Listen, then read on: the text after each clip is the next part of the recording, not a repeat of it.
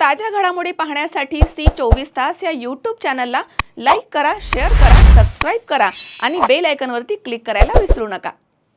सिडको परिसरामधील मोरवाडी गावाच्या जवळ उभारण्यात येत असलेल्या बहुचर्चित सेंट्रल पार्क 7 वर्षाच्या प्रतीक्षेनंतर उद्घाटनाच्या उंबरठ्यावरती आहे। सुमारे 17 एकर जागेमध्ये विकसित या उद्यानाच्या दुसऱ्या टप्प्यामधील बहुतांश कामं पूर्ण झाली आहेत। केवळ काही किरकोळ कामं आणि विद्युत रोषणाई अंतिम टप्प्यात आहे। त्यामुळे उद्यान नेमकं कधी खुलं होणार याबाबत नागरिकांमध्ये उत्सुकता वाढली आहे। 2019 मध्ये सुरू झालेल्या या प्रकल्पावरती आतापर्यंत सुमारे 35 कोटी रुपये खर्च करण्यात आले आहेत।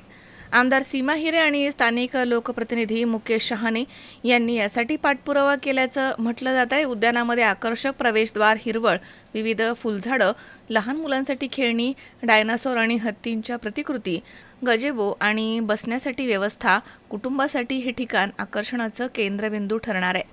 पहिल्या टप्प्यात जॉगिंग ट्रॅक, एम्पी थिएटर, बाल उद्यान, ई शौचालय आदी सुविधा उभारण्यात आल्या आहेत। दुसऱ्या टप्प्यात फूड कोर्ट, सीसीटीव्ही, प्रकाश योजना आणि इतर सुविधा पूर्णत्वास आल्या आहेत। मात्र दीर्घकालीन देखभालीबाबत प्रश्न उपस्थित होतोय। बीओटी तत्वावरती व्यवस्थापनाची मागणी होत आहे। प्रशासनानं लवकर उद्घाटन करावं अशी नागरिकांनी अपेक्षा व्यक्त केली आहे। किरण आहेर, सी 24 तास, नाशिक।